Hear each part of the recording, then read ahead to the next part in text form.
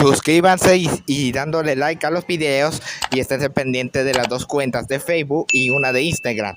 La de Facebook, que es principal, se llama FitNew Productos de Facebook.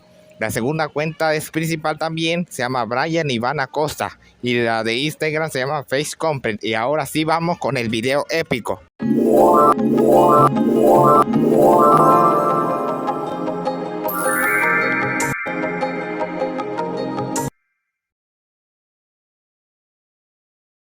Civilizaciones ocultas que no se investigan. Hoy este nuevo título de video se llama así porque vamos a hablar de dos civilizaciones interesantes que están ocultas y que nadie sabe qué pasó y no saben qué fue su motivo y por qué no se cuenta en realidad.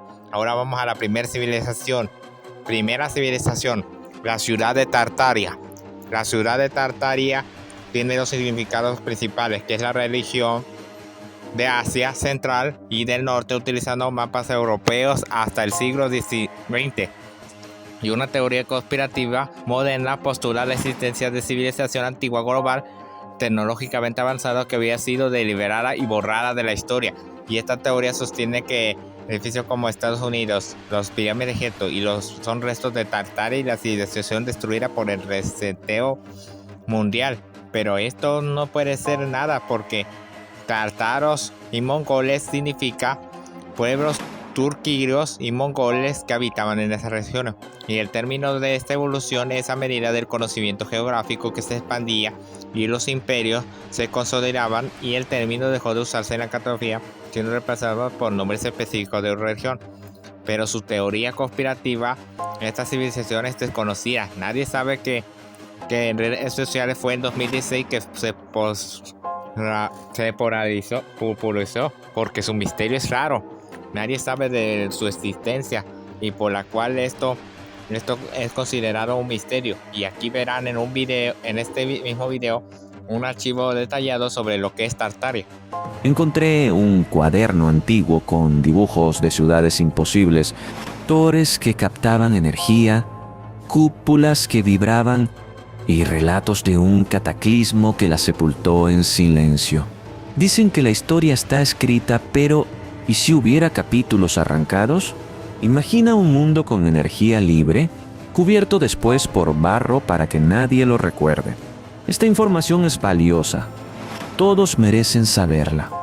Yo soy Ray y esto es Mitos y Leyendas. No importa quién seas ni dónde vivas, lo que voy a contarte tiene un poder inmenso, porque habla de un pasado borrado, un pasado que algunos quieren ocultar. Y creo firmemente que esta información merece ser conocida, porque en ella se esconde la clave de nuestra propia identidad y de lo que significa ser humano. No viví estos acontecimientos, pero los conozco. Los descubrí a través de fragmentos de relatos, de símbolos tallados en piedra, de documentos olvidados en bibliotecas polvorientas y de huellas que la naturaleza no pudo borrar. Y hoy, con la certeza de que este conocimiento no debe permanecer en silencio, lo comparto contigo como si fuera una aventura que te llevará a recorrer mundos desaparecidos. Mi viaje comenzó con algo aparentemente insignificante, una serie de dibujos en un viejo cuaderno encontrado en un mercado de antigüedades. En las páginas amarillentas se desplegaban bocetos de edificios que jamás había visto, estructuras tan grandes y majestuosas que parecían diseñadas para titanes, torres coronadas por cúpulas imposibles, arcos que vibraban con un ritmo extraño, estrellas dibujadas en el suelo como si fueran planos de fortalezas ocultas. Lo más inquietante era que esos dibujos estaban acompañados de frases enigmáticas: energía sin cables, armonía de vibración, ciudades cubiertas por barro. Al principio pensé que se trataba de simples fantasías, pero la sensación en mi pecho me decía otra cosa. Era como si esas palabras estuvieran destinadas a despertar algo en mí, una conexión con un conocimiento enterrado. Decidí seguir las pistas. Mi primera parada fue una ciudad que muchos turistas visitan por sus catedrales, pero yo no iba en busca de vitrales ni de altares, sino de las bases de piedra. Allí descubrí algo que me heló la sangre. Las puertas más grandes de la ciudad estaban enterradas casi a la mitad, como si en algún momento de la historia toneladas de barro hubieran cubierto el suelo y nadie hubiera querido hablar de ello. Me incliné, palpé con mis manos los escalones que ahora quedaban bajo tierra y entendí que aquello no era casualidad, no era erosión. Era un evento masivo, una catástrofe que había cubierto ciudades enteras, ocultando la verdadera altura de los edificios. Y la pregunta que me taladraba la mente era, ¿por qué nadie lo enseñaba en los libros de historia? Los días siguientes fueron una obsesión. Leí crónicas antiguas donde se hablaba de un gran lodazal que había sepultado pueblos en cuestión de días. Encontré relatos de viajeros que hablaban de fortalezas en forma de estrella, tan perfectas que parecían diseñadas con geometría sagrada. Y entonces recordé los dibujos del cuaderno.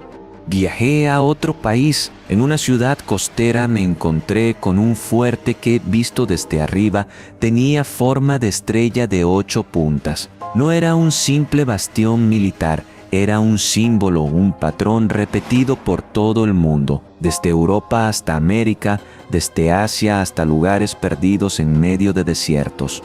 Me senté en una colina cercana y miré aquella estructura. Sentí que latía como si guardara un secreto invisible. Pregunté a los guías locales y nadie supo explicarme más allá de lo básico.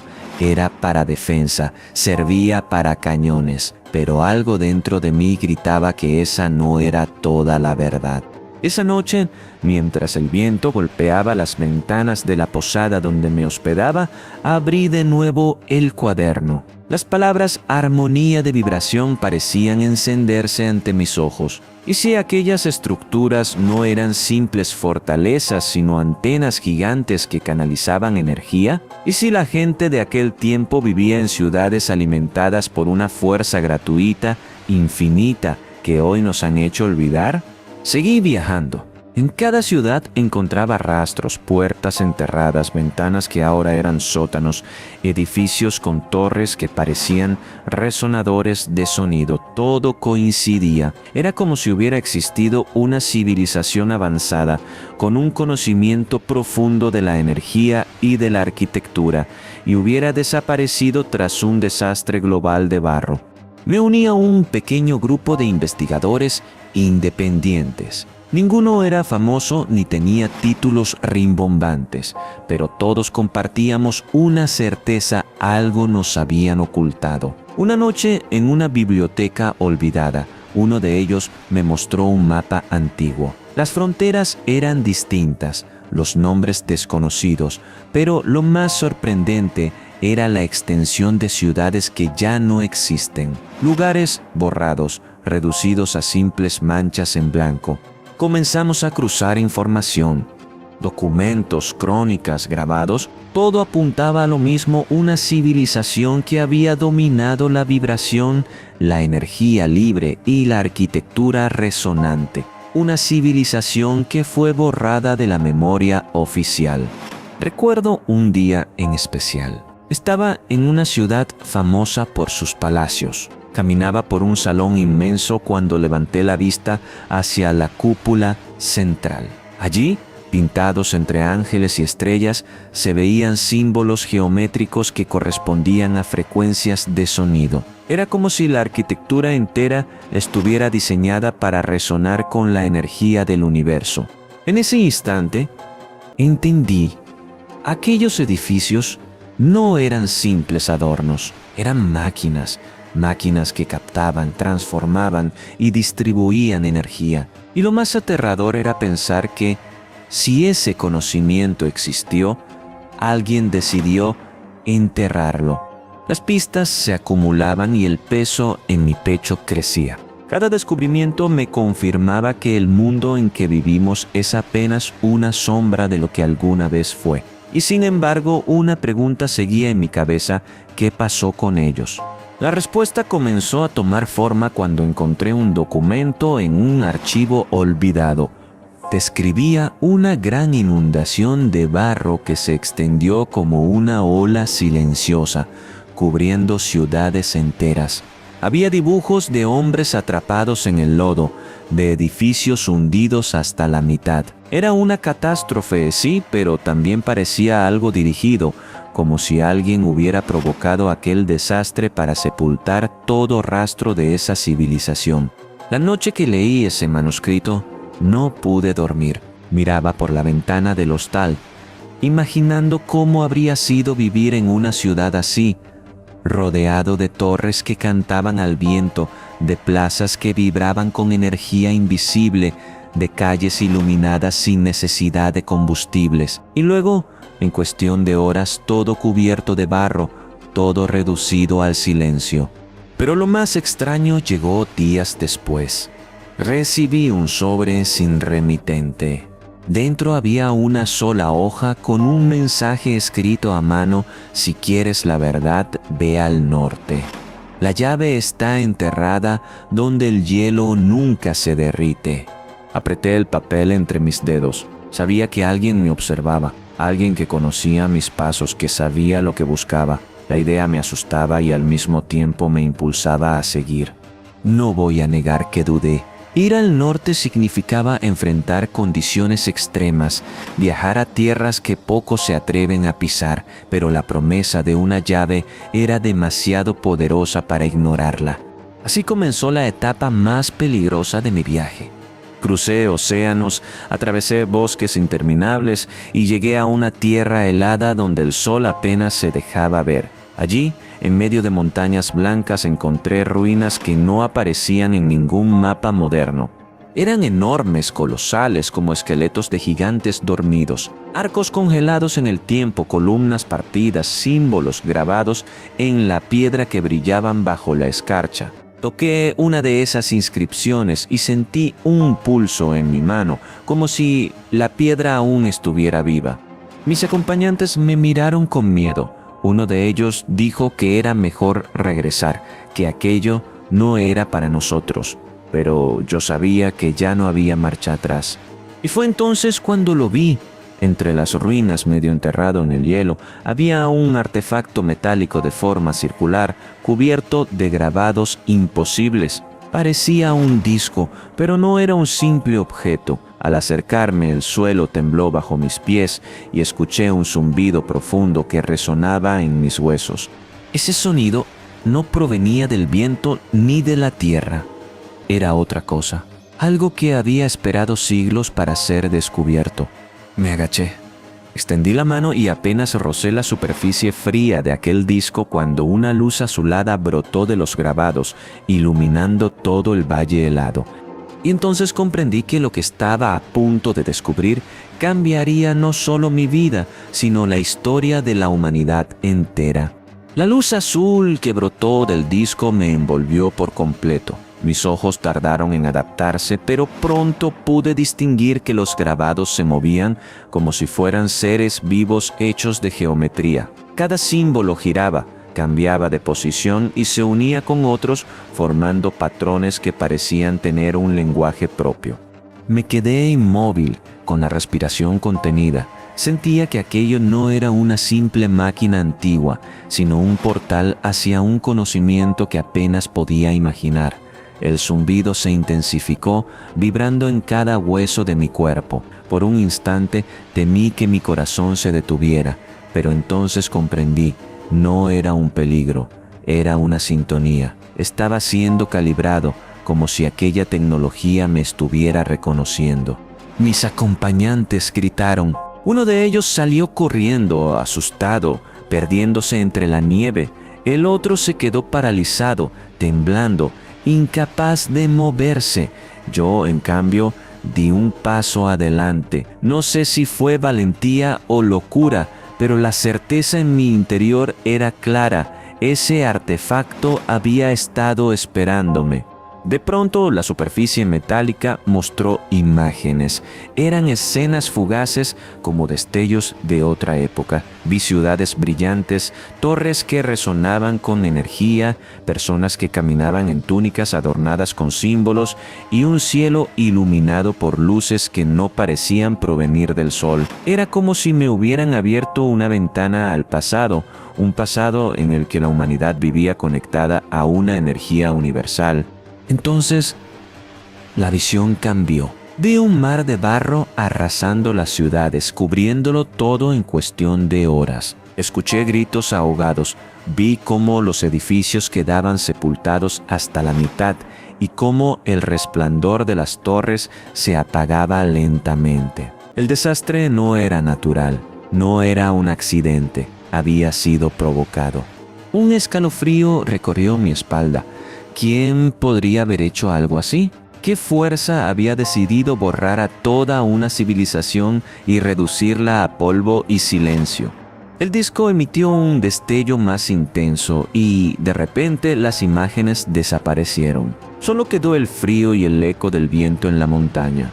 A mi lado, el compañero que había quedado conmigo cayó de rodillas, murmurando que aquello no debía ser visto. Yo lo ayudé a levantarse, pero su mirada estaba perdida, como si su mente no pudiera procesar lo que había presenciado. Decidí que debía proteger el artefacto. Con herramientas improvisadas tratamos de desenterrarlo, pero pesaba demasiado, como si la montaña misma lo abrazara. Finalmente entendí que no debía moverlo. Ese objeto no era un tesoro para llevarse, era un testigo eterno. Pasé la noche junto a él, sentado en la nieve, incapaz de apartar la vista. Durante esas horas sentí algo extraño. Voces. No eran palabras claras, sino vibraciones que se transformaban en ideas dentro de mi mente. Decían que el mundo había olvidado, que la memoria había sido borrada y que mi tarea no era poseer, sino recordar y compartir.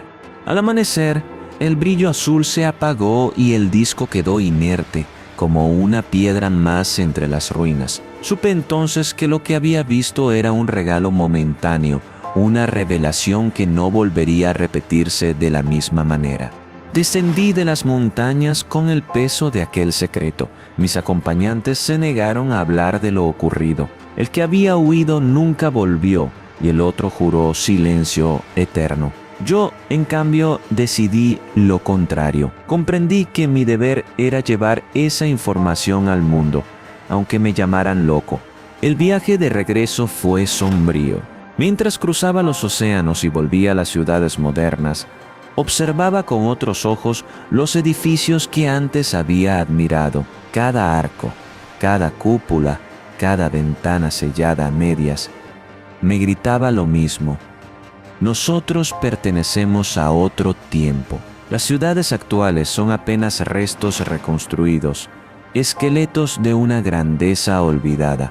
Con el paso de los meses, investigué más. Descubrí que en distintos continentes existen mitos similares, pueblos enterrados, inundaciones de barro, ciudades de estrellas, historias que la arqueología oficial descarta como fantasías, pero que en conjunto forman un mapa coherente.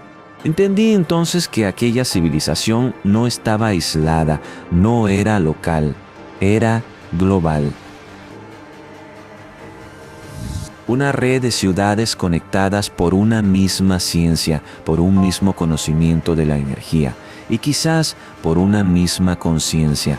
Lo más inquietante fue descubrir que, después del desastre, quienes sobrevivieron fueron asimilados por otros pueblos. Sus tecnologías fueron escondidas, sus historias reescritas, sus símbolos convertidos en adornos sin explicación, y poco a poco la memoria colectiva fue moldeada hasta que nadie pudiera recordar lo que realmente sucedió. Me pregunté muchas veces quién o qué había provocado aquel cataclismo. ¿Había sido una fuerza de la naturaleza manipulada? ¿O había manos humanas interesadas en borrar todo rastro de energía libre para imponer un nuevo orden basado en la dependencia y el control? Las pruebas apuntaban a lo segundo. Había documentos de sociedades secretas que hablaban de cortar el acceso a la vibración. Había relatos de líderes que tras la gran catástrofe surgieron con nuevas estructuras de poder, imponiendo sistemas centralizados que nunca antes habían existido. Era como si alguien hubiera aprovechado el desastre para reconstruir el mundo a su conveniencia. Ese fue el punto en que entendí la magnitud del secreto. No se trataba solo de una civilización perdida, sino del origen mismo del sistema en que vivimos. Si alguna vez existió energía libre, vibración armónica y ciudades resonantes, entonces todo lo que nos rodea hoy, los cables, el petróleo, las facturas interminables, no son más que cadenas cuidadosamente diseñadas. Recuerdo una noche en que estuve a punto de abandonar esta búsqueda. Sentía que era demasiado pesado cargar con este conocimiento, demasiado peligroso incluso hablarlo en voz alta. Pero entonces, como un susurro, recordé las voces en la montaña. No debes poseer, debes compartir. Y aquí estoy, no para convencerte, no para que creas ciegamente, sino para sembrar en ti la semilla de la duda. Para que cuando veas una puerta medio enterrada, una cúpula resonante o una fortaleza en forma de estrella, te preguntes qué pasó aquí, por qué nadie habla de esto. El silencio impuesto durante siglos no debe continuar. Yo sé que arriesgo mucho al contar esta historia, pero guardarla en mi pecho sería peor, porque cada piedra, cada símbolo, cada ruina olvidada me repite que la verdad no muere, solo espera a que alguien la pronuncie de nuevo. Quizás nunca sepamos toda la magnitud de lo que fue.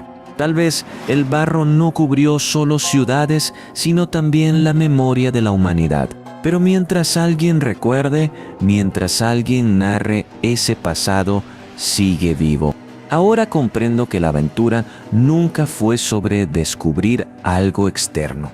Fue sobre despertar algo interno. Una chispa que me dice que somos mucho más de lo que nos cuentan, que venimos de un linaje de gigantes espirituales, no en tamaño sino en conocimiento y conexión. Hoy, mientras escribo estas palabras, miro el cuaderno con los dibujos que lo inició todo. Sus páginas siguen aquí, amarillentas con sus bocetos de cúpulas, torres y estrellas. Y aunque ya no brillan como aquella luz azul en la montaña, siento que contienen la misma fuerza, un recordatorio de que existe un pasado enterrado bajo nuestros pies, esperando ser redescubierto. Esa es mi tarea, y ahora también es la tuya, porque al conocerlo tú también te conviertes en portador de esta verdad, una verdad que merece ser conocida, repetida y protegida. La próxima vez que camines por una ciudad antigua, detente y observa.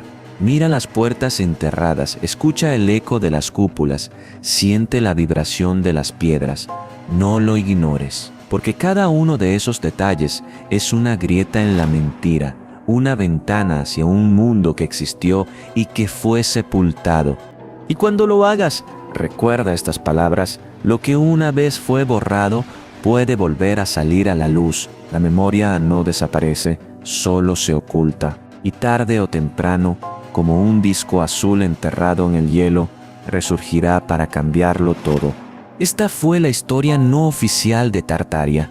¿Y tú crees que existió? Ya que vieron lo de la Tartaria, esto es una de las civilizaciones más misteriosas y desconocidas del mundo, pero aquí vamos a ver otra civilización que también ha sido rara y oculta, que nadie sabe si existe o no. Ahora vamos a la segunda civilización que va a hablarse en este video. Segunda civilización, la Atlántida.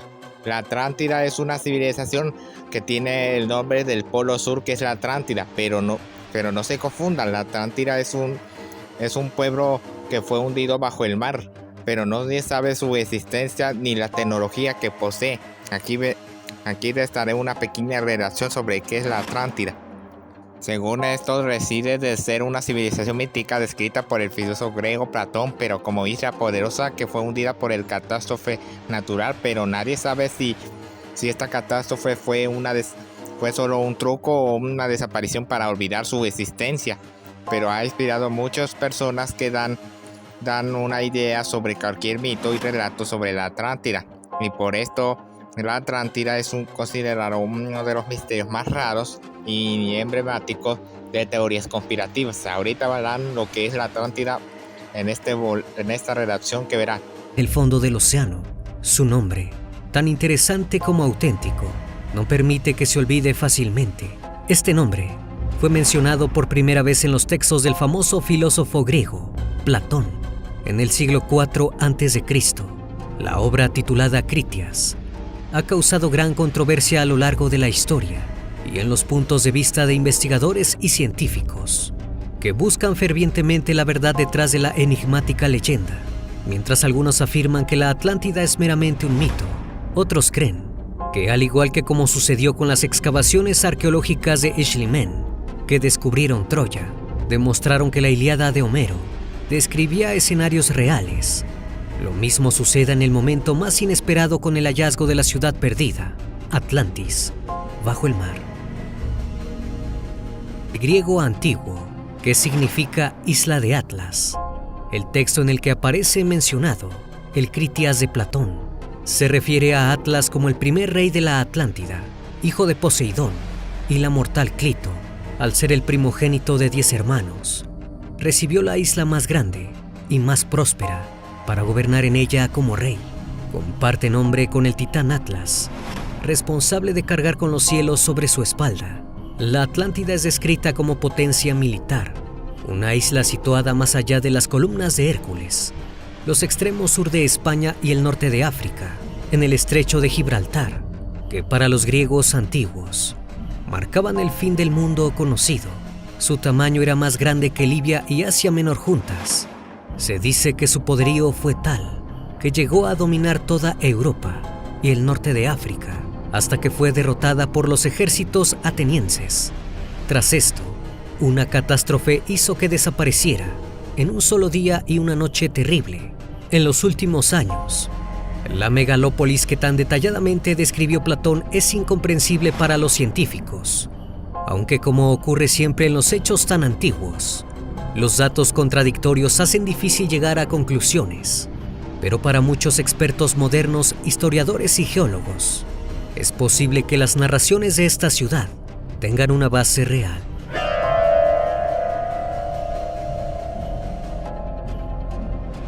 El filósofo describió la ciudad en una de sus obras con gran detalle, retratando una sociedad con un elevadísimo nivel de desarrollo tecnológico y organizada matemáticamente mediante la división en diferentes recintos separados por anillos de agua.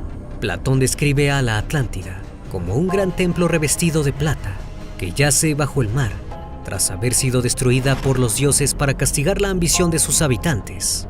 Se cree que los atlantes fueron la base para una hibridación entre alienígenas y terrestres que dio lugar a la especie humana actual. En esa época, había grandes explosiones en esa zona, lo que podría respaldar el texto, en el que se afirma que la Atlántida desapareció en un solo día y una noche. Se sabía que entre el año 1500 y 1628 a.C. hubo grandes explosiones de caldera que asolaron esa zona del Mediterráneo. Los jeroglíficos egipcios del mismo periodo hablan de una gigantesca nube de polvo, lo que lleva a asociar la catástrofe con la leyenda de la Atlántida. Anteriores estudios han sugerido que el colapso del cráter volcánico dentro del mar causó un tsunami. Tras examinar el fondo marino, estos científicos creen que el fenómeno provocado por las erupciones de volcán no estaba en contacto con el mar en el momento del colapso, sino que se inundó después, y que fue la gran cantidad de gases, cenizas y aire atrapado que fluyó rápidamente al mar, lo que provocó que se crearan tsunamis a nivel local, enormes masas de agua desplazándose y destruyéndolo todo a su paso. Basan esta conclusión en el hallazgo de una capa de 60 metros de espesor de depósitos de este tipo en la costa de Santorini. Si Platón creó su ciudad metafórica con el ejemplo de lo sucedido en Santorini, como algunos creen, estaríamos ante uno de los sucesos históricos que más huella dejó en la mitología y la religión.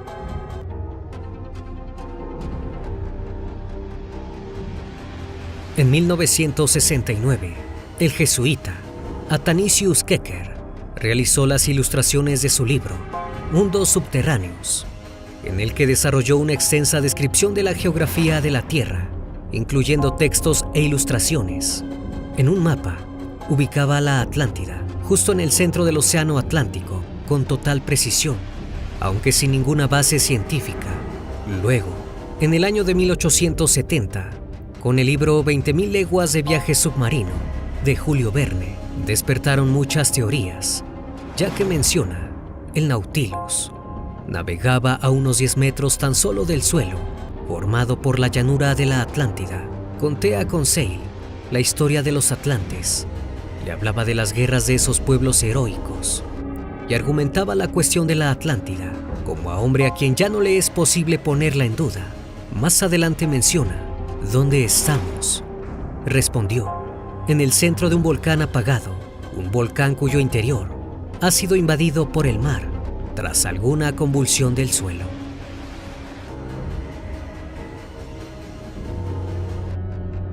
Durante mucho tiempo, el mito permaneció latente, hasta que otro autor trajo el tema de vuelta. Su nombre, Ignatius Donnelly. Ignatius dedicó gran parte de su vida a difundir teorías conspirativas. En 1882, el escritor publicó Atlantis, el mundo antediluviano. En el libro, exponía que la Atlántida, hundida en el diluvio universal, había sido el origen de toda la civilización y que incluso las divinidades de muchas religiones antiguas, como la griega o la hindú, hacían referencia a personas reales que habían existido en la isla. El autor exponía que su historia era la verdad real frente a la verdad oficial, que trataba de negar la existencia del continente perdido. Donnelly convirtió las teorías de la conspiración en su forma de ganarse la vida, contribuyendo a perpetuar este mito sobre el que a día de hoy sigue siendo investigado y del que no ha habido avances. Aunque muchos afirman que el mundo perdido de Atlantis es solo una historia fantástica, otros están convencidos de que en un futuro se realizará el hallazgo de esta maravillosa isla.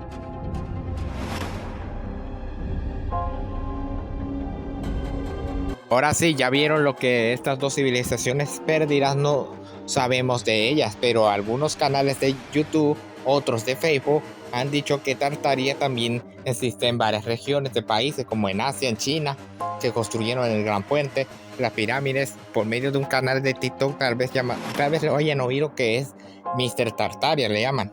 Y otro canal que no sé, pero no me sé el nombre, pero ya voy a ver cuál es. Pero hay muchas teorías sobre que existe la Atlántida escondida en una parte del mundo, pero hay gobiernos, no quisiera decirlo, que es la élite, que podrían borrar este video o eliminarlo de la faz de la Tierra. Si son nuevos, vean este video y difúndalo. Este video ayudará para que les ayude a los otros que han publicado antes sobre Tartaria, antes que yo, para que sigamos haciendo más videos. Gracias, que pase buen día y que Dios les bendiga. Gracias. Like y suscríbanse para la segunda parte. Gracias, que pase buen día y que Dios les bendiga. Gracias.